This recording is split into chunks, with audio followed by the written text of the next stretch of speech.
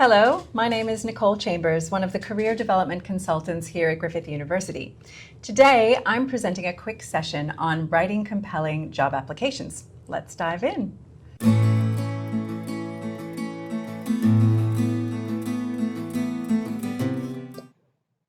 Griffith University acknowledges the people who are the traditional custodians of the land. We pay our respect to the elders, past and present, and extend that respect to all Aboriginal and Torres Strait Islander peoples. So, you may be familiar with employers asking you for a cover letter or a resume when you're applying for a job. This is often the first step in how employers assess whether a candidate meets the requirements of the role. Cover letters, resumes, and responses to key selection criteria all fall under the category of applications. However, today we'll be focusing on cover letters and responses to key selection criteria, as we have another seminar in this series which explores how to write an effective resume. So as we look at the slide, we can see that this is a typical example of how a job advertisement might ask you to address selection criteria. So we see it highlighted that the employer is looking for a cover letter that is 2 pages, as well as a current resume. And this is a pretty standard requirement when applying for most professional roles. So let's take a look at how the 2 different types of documents that help you respond to a position selection criteria differ. Both of these kinds of documents offer you the opportunity to communicate your value to a potential employer, but the aims of each one are actually a little bit different. So we can think of this as same evidence, different packaging. Cover letters are succinct documents, generally, as we saw on the previous slide, between 1 to 2 pages. And these are presenting a cohesive narrative with brief examples around why this role is a fit for you and how you would be well positioned to succeed if you were the successful candidate. Responses to key selection criteria are often a much longer document, and that document explicitly states how you meet each of the role requirements. It's also told in narrative form, with each criterion addressed separately with very specific examples of how you have demonstrated each of these skills in the past. No matter which format you're preparing, remember, it's really important that these documents should complement and position your resume, not repeat it. So let's dive into what makes a graduate application compelling. I had a quick conversation with AI to summarize what impresses employers when reviewing job applications, and this advice actually aligned perfectly with what I and the rest of the careers team frequently hear when we're talking to employers and industry partners. There's certain things that unfortunately appear all too frequently in applicant pools that they happen to be screening, and these are things that they really don't like very much. So I'll just run you through quickly what those are. So the first one of these is generic copy-paste kind of applications. So these would be not customized to the role or the organization, and they can actually signal to the employer that they are one of many organizations that you're applying to, and that you haven't really got enough interest to invest sufficient time in how the application is addressed. Another one of these would be things like, typos and improper grammar. And again, these can really signal that your professional standards aren't in line with the organization, and you haven't invested, sufficient energy. The third one of these that employers often talk to us about is the fact that the application doesn't really demonstrate how you fit the role. So you've gone in there and you've talked about, I've got this degree and I've got this experience, but you haven't actually matched that up to the position that you're applying for. So in some ways it's lack of tailoring, but it's also a lack of reflection, and employers really want to see applicants who understand that reflection is a really important part of professional development, and that the way that we present ourselves, that we're considering what is our impact and how can we continuously improve. So how do we start to address these applications in the way that employers want to see? The first step is to analyze the job description thoroughly. Often we can dig a bit deeper, even beyond the position description, to get additional information that will give us insights around how to address the criteria effectively and in line with the company values, the mission, and the culture. And so you'll see on this slide that not only are we looking at the job advertisement and the role description and what the organization is offering to applicants for information around how to apply, but we're also looking at the company website, learning about their structure, their people, having a look at their social media. And these are all great insights that we can pour into our applications to make them really tailored and strong. So when we do this, as we read through all of this documentation, we want to make sure that we identify all of the important keywords. These are going to be required to make sure that our applications are really relevant and they make the employer pay attention when we read them or when we use them. The recruiter really wants to see their keywords reflected back to them and your skills presented in alignment with those keywords. This tells the employer that you're paying attention, that you're invested in the role, and that you really feel that you're a strong fit. As you read through all of that documentation from the organization, it can be really helpful to review all of it through 3 different lenses. And I've highlighted these at the bottom of the slide. So we've got knowledge and skills, values, and the role. So I've got an example here of a recently advertised role here at Griffith. Knowledge and skills I've put in blue, values are in green, and the role is in purple. And I've gone through the entire advertisement and shown you what's what. So there's actually quite a lot of information here that would be helpful to include, right? So the lesson here is that we have to kind of prioritize and put it into a structure. So the color coding is really helpful because it enables us to sort of highlight what goes where. And then when we've got all of that done, we want to think about how do we group the similar aspects together. So often there will be overlap in job applications, and you'll see similar skills or similar knowledge that the employer would require presented in slightly different ways. So we want to group all of that together so that we can respond to it in a coherent way. And then finally, we want to prioritize which ones are the most important to respond to in order to demonstrate that you'd be a great fit for this job. This is the second section of that same advertisement, and it can be helpful to know as we're looking at this. You can see that you're going to be assessed on 3 main criteria. And it's pretty standard in recruitment that applicants are assessed on 3 to 5 core criteria, even if the ad lists much, much more, as this one, of course, does. So you want to be strategic and spend the most time thinking about and addressing what you see in the About You section of the job advertisement, if it's got that section, or we could look at the top 3 dot points and anything labeled as essential in the advertisement. Okay, so let's dive into how we select the right examples, because this is such an important part of preparing compelling job applications. The narratives you choose to present to the employer are going to make you more memorable, or they're going to make you less memorable. So we need to choose well. So when you're addressing selection criteria in a cover letter or in response formats, you can draw from all of your diverse experiences, not just the things that are most closely related to the job that you're applying for.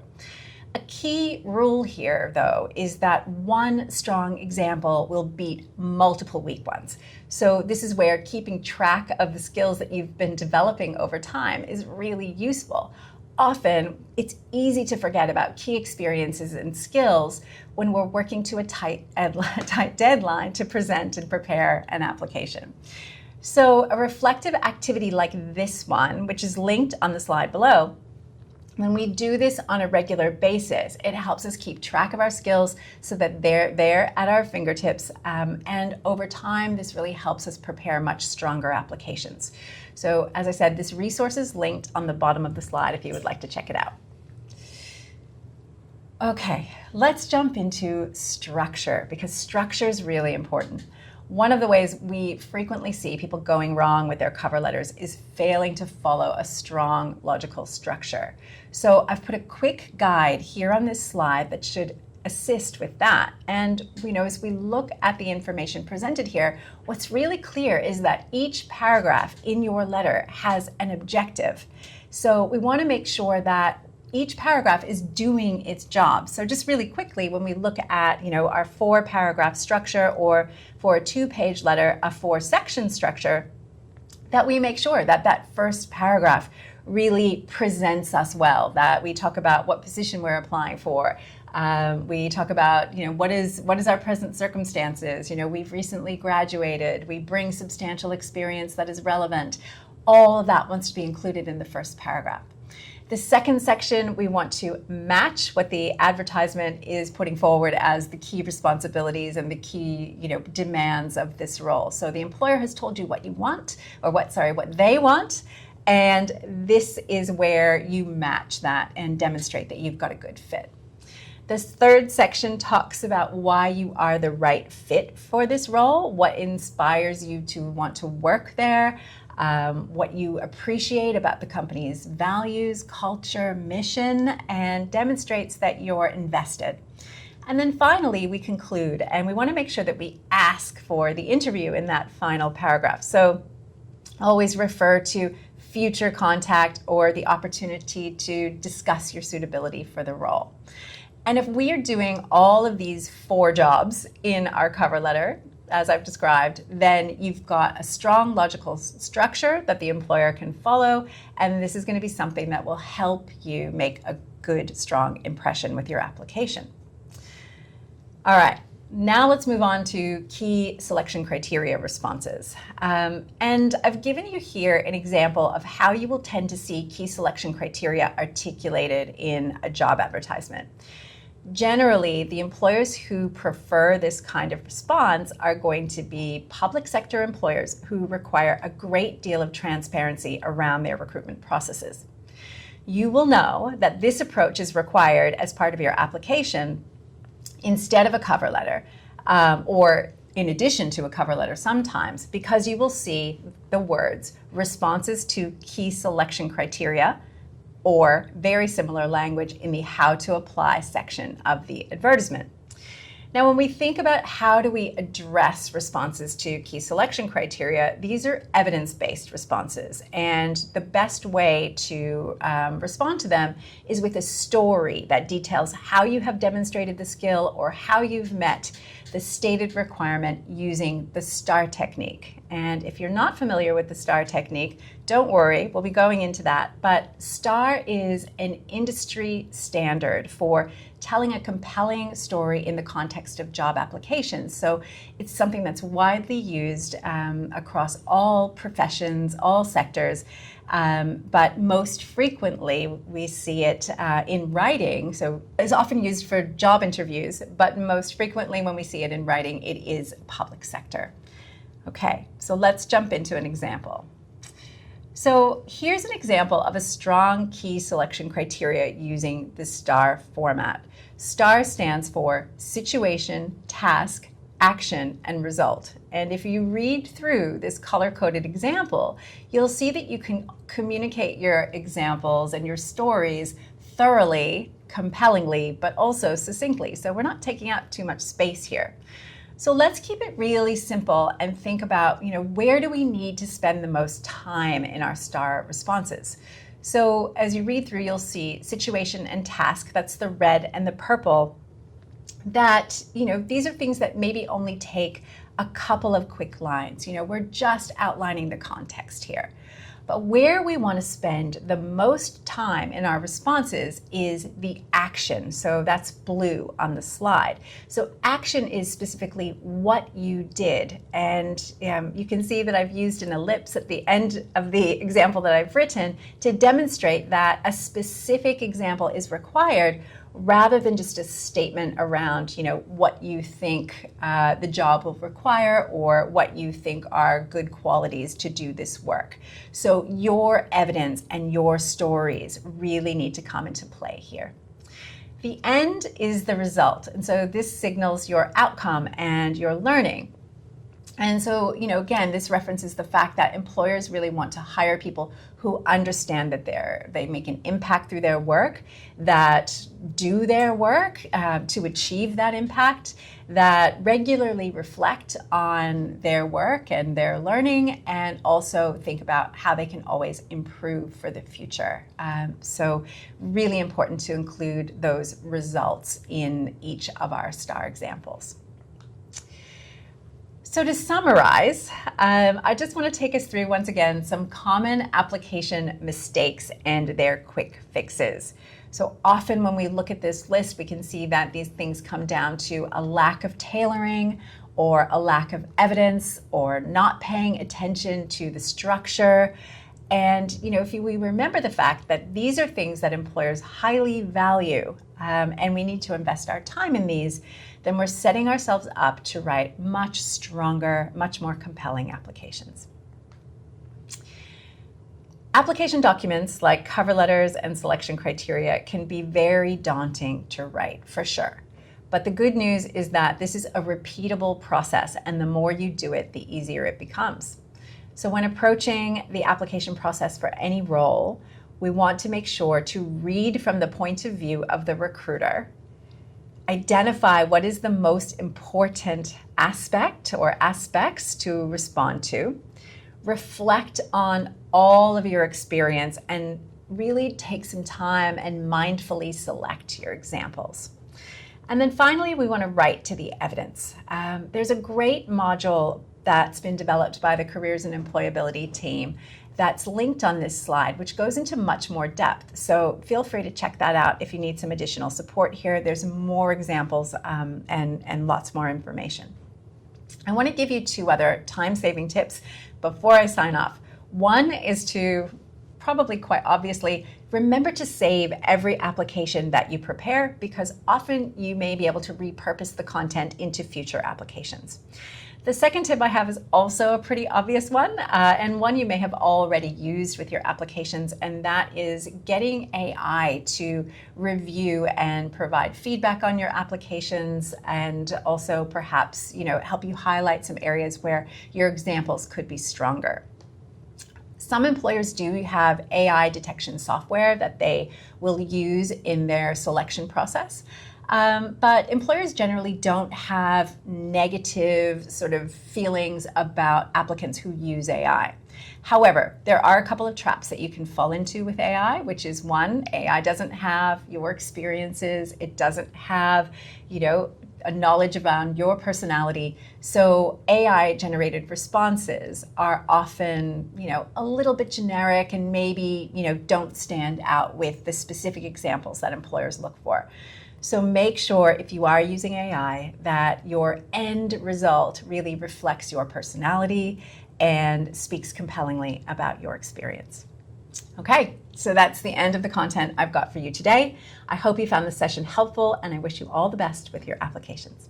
Here's a link to the careers and employability services available at Griffith, including career resources, programs in industry engagement, webinars and workshops, jobs and recruitment, and career appointments. Please get in touch with us if you think this could be helpful to you. Here is some further information on our services, including lots of resources to support you with career planning and exploration, including careers fairs, the industry mentoring program, self-help career ideas, and also how to book a career appointment. Please get in touch if you'd like to book a career appointment. We'd love to see you. Career development consultants are available for career appointments, which can be via Teams, in person, or on the phone. So it doesn't matter where you are, we can certainly meet with you. Our team is available to do so. We can help you if you're uncertain about where your degree can take you. We can help with your job search, application support, and preparing for job interviews, as well as finding paid work while you're studying, and graduate employment, amongst many other services. There's so many things that we can help you with here at Griffith Careers and Employability. Please get in touch with us, and we'd love to assist you. Make sure you follow our social media channels to stay up to date with jobs postings and other fantastic opportunities. If you'd like to discuss your career plan, please contact us by phone or email. We have offices at both the Nathan and the Gold Coast campuses.